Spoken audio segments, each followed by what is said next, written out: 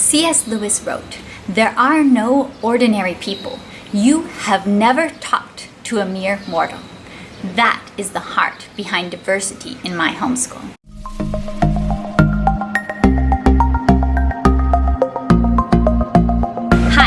Rachel from 7 and All, and today I am collaborating with Tori from the Oglesby Ohana to bring to you some videos about how we teach diversity in our homeschool and how we seek to build an awareness of different cultures in our children as we walk this homeschool life. If you haven't heard of Tori's channel, I would be a little bit surprised because she has pretty much taken the YouTube homeschooling mama world by storm, and you should definitely check her out. I will have her link to her video in the description box below. And if you are new to my channel and you're coming over from Tori's channel, hello and welcome. I really hope you stay. You can go ahead and click the subscribe button so that you can come along with our adventurous homeschooling family. I am a mom of 2 boys and we live overseas. We are raising bilingual kids and we are loving the homeschool journey. I'm a 2nd generation homeschooler, so I did graduate from homeschool myself. So I'm kind of never going to change at this point. I'm just stuck in this homeschool life. All right, diversity in homeschooling. This is a big and heavy topic, and it's one that I really wanted to get into because most of the time when I see this conversation come up about diversity in homeschooling, the conversation really begins and ends with recommendations to include more picture books featuring people of color in the picture books, or to include more books written by people of color. And that's where the conversation stops after that, as if that's enough, that will solve all of our problems. Now, diversifying our bookshelves is a great place to start, but that's not where we can really end the journey if we are really prioritizing this idea of diversity and teaching cultural awareness to our children. I'm going to start this video by talking about just a couple of pitfalls that I often see people falling into in starting this journey toward diversity in homeschool, and then I'm going to end this video with a couple of my suggestions of if you are really wanting to teach your children this kind of awareness and to build diversity in your homeschool, what can you do about it? The first pitfall I notice is that everyone that you see talking about diversity in homeschool seems to feel like they need to share the reason that prompted them to focus on diversity. And I feel this exact same temptation. When I'm making this video, I feel like I need to start out with, well, I'm interested in promoting diversity in my homeschool because my kids are half Mexican, or because I've lived in Asia for a third of my life, or because my youngest sister is adopted and she's half Chinese. So diversity and cultural awareness is very important to me. But is it only families that are multicultural that need to care about diversity? Or is it really something that all of us need to be focusing on and being more and more aware of as we go through our lives? The second pitfall I want to notice relates to those colorful picture books. When people get excited about including diversity in their homeschools, I often especially see parents looking out for books where their own kids will feel represented and getting very excited to find these sorts of books. And I totally relate to this and I totally understand this. These books line my bookshelves as well. I have Las Abuelas de Liliana. This is a story about a little girl with 2 grandmas, one who lives just down the street and one who lives in a different country and speaks a different language. And this really relates to the experience of my little 3rd culture kids with grandmas in 2 different countries who speak 2 different languages. So this book means a lot to me. It relates to them and their experience. There's also Niño Wrestles the World. This is a favorite of my son. This is a little boy playing at being a luchador, and the monsters he's fighting, a lot of them are from traditional Mexican folk tales, like La Llorona. So these are the stories that my husband grew up with, that my husband talks about a lot when he's talking about scary creatures. So this is another one. It's diverse, but it's also it's kind of just us. It's representing us. There's another one, Where Are You From? This is an awesome book for 3rd culture kids, for mixed kids who, like my kids, they were born in one country, but their passport isn't from that country. Their parents are from 2 different cultures and have 2 different native languages. Seriously, kids, where are you from? This is an excellent book. But all of these books might be considered diverse books, and they are. They're by minority authors. They're in different languages about children of a variety of ethnicities. Mostly those were all Latin American. But I'm raising Mexican, Caucasian kids. I'm raising third culture kids. These books just represent my kids' experience in quite accurately. So is it really diversity if I keep lining my bookshelves with books that are very similar to my own children, their own culture, and their own experience? Or do I also need to be looking for books more like this? Mami Sayang, which is a book about a little Muslim Malaysian girl. So this would be an experience quite a bit different from my children's experience. This Malaysian Muslim girl who is growing up in the kampong, and her mom gets sick. She has quite a different life experience, not something so much that my kids can relate to, not something where they would feel represented necessarily, but it's something that's exposing them to a totally different culture. That is what we need to think about in diversity. So those of us who are raising mixed race kids, we can't just be thinking of, oh, I want books that represent my kids' experience. We also have to be getting books that are totally foreign to their experience. And for my kids, some of those books would look like that average little American neighborhood, because my kids have never seen what an American house looks like in real life. Actually, for one of my little sisters, that was one of the biggest shocks to her, was to look at an American house and be like, these houses look so different. Why do the houses look so weird? So I probably should make sure we have some of those books that just show, hey, look, this is what a house looks like in America. Now, just a few more thoughts on picture books for you before we move on. If you are looking for diverse picture books, I do recommend that you look for books written by authors from within the community that they're writing about. This does not mean that books are bad if they're written by an outsider to that community. I think there are many great books that are written by outsiders, but there can be a little bit of a difference. Like, for me, one of my biggest priorities is Spanish language books in our home library because we're a bilingual family.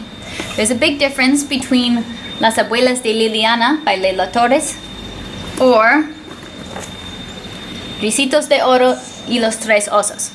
It's still a great classic story.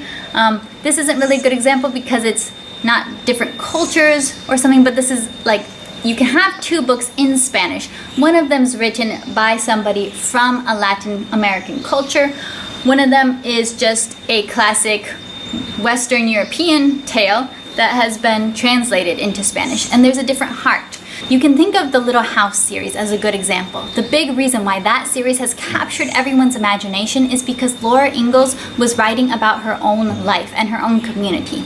You can tell a difference when an author is writing from a place of an insider, from someone who just is writing with memory and with love and with heart, versus someone who is writing because they did research on this topic and studied it. And there are excellent writers who can do that. I'm not dissing those writers at all. I'm just giving you a suggestion to look for books about different cultures written by someone who was part of that culture. One final pitfall that I'll address right here is to be aware that many unit studies and cool resources that you'll find for studying world cultures on the internet really focus on the historical aspects of these cultures.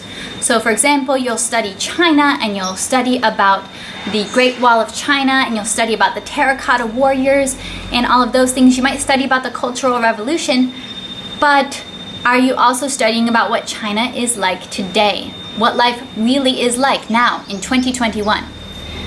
When you study about, say, Korea, you might learn about the Japanese occupation and you might learn about the traditional clothing that they wore many years ago.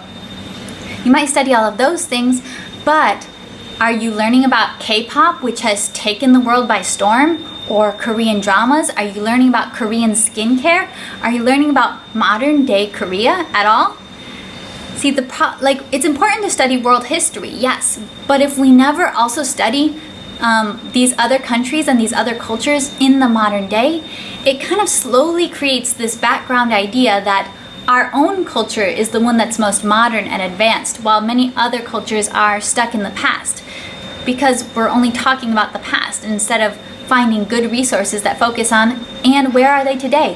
What are these cultures doing in the world today? How are we all interacting in this big melting pot of a world that we have right now. Okay, I've talked about the pitfalls, and now I'm going to bring you my suggestions for you as you are building an awareness of diversity in your homeschool. The first one is conversation. Be aware of the way that you talk about different cultures with your children. This can come in a really innocent kind of way as you're learning about what different kids from different cultures eat for breakfast. Do you find yourself making a comment like, "Isn't that weird that other kids would eat lentils and fried bread for breakfast while you eat cereal?" And that can be so innocent. You're trying to dramatize it so that your kids can actually remember this fact. That's your goal here, for your kids to remember the fact. So you're saying, "Oh, look, this is so weird. This is so different." But should that actually be our focus on calling something so different and so weird? I think it'd be better for us to, in these conversations, have a focus that's more like, guess what? In other cultures, it's totally normal to eat lentils and fried bread for breakfast. That is what's normal to them. Your breakfast would be very different. It would be uncomfortable for them. It wouldn't be within the norm of what we would sit down and eat. And I will let you know, in my own house, lentils and fried bread is more commonly eaten than Fruit Loops, by a long shot. We can take a different approach in our discussions and be a little bit more investigative and slower to label things as odd, weird, or different. The next point is a heavy one: values. When studying other cultures, we will be studying other cultures that don't share our own values. We need to be able to communicate our own values to our kids, and we need to be able to study other cultures that have very different values. We need to be able to teach our kids to cherish these people, to see other people as important, even when they live and believe very differently than we do. For example, we may believe that you can only be married to one person at one time. That might even be the law in the country where we live. But we might be studying other cultures where polygamy is legal and where polygamy is practiced today. So what do? How do you handle that? How do you address these types of conversations? I believe that the skill of being able to hold tightly to your own values while also seeing the immense value and the preciousness of people who don't share your values and people who live differently is one of the best skills that we can communicate to our children in our homeschools. Imagine what a world that would be. Not one where we say everything everyone does is totally okay, but one where we say, I believe that some things are immutably true and right. One of those things that I believe to be immutably true is that I must treat every other person with respect, kindness, and grace. This is kind of a silly example, but I've lived very closely with cultures that believe that you should eat food with your right hand and that you shouldn't eat food with your left hand. And I am left-handed. That's why you always see me waving this way. I'm left-handed, and I'm actually a pretty passionate left-hander. I fundamentally believe that people who are naturally left-handed should be allowed to be left-handed. And I am vocal about it. I will have conversations with people and talk about how historically in many cultures, people who were naturally left-handed weren't allowed to be left-handed. And that makes me sad. And I think left-handers should be allowed to be who they are. But I live in a culture where in some situations it would be rude to eat left-handed. Now, if I go to a certain banquet or dinner and I am able to judge the situation around me and I can see that this is the kind of situation in which it would be more gracious of me and more polite of me to eat with my right hand, I am able to do so, rather than insist on my own rights to be left-handed and my own beliefs about left-handedness. And I'm not compromising my beliefs on the freedom of left-handed people by doing this. I am simply showing respect, kindness, and grace to people around me who believe differently. I am exercising my belief that other people are valuable, and I'm prioritizing it above my belief that I should be allowed to use my left hand whenever I want to. Now, foreign language. You can go ahead and roll your eyes at this one because anyone who's been watching my channel for a while knows that this is kind of my pet topic. This is my passion project, as it were. I don't think foreign language gets enough attention in our homeschools. There are billions of people around the world that don't speak English. And what are we saying about the importance of any other language when we put our foreign language onto a loop schedule and practice it for 15 minutes twice a week? How far would we or anybody get if we only practice speaking English for half an hour every week? Not very far. If we put the bare minimum of effort, of time, of resources into teaching foreign languages to our children, what does this communicate about how much we value languages spoken in other cultures? Does it kind of have this background idea that, well, it's just okay if everyone else in the world learns English so that they can talk to us? We can show that we value other people and that we value other cultures by being willing to invest in learning languages. Now, entertainment. A lot of homeschool families consider their entertainment to be part of homeschool.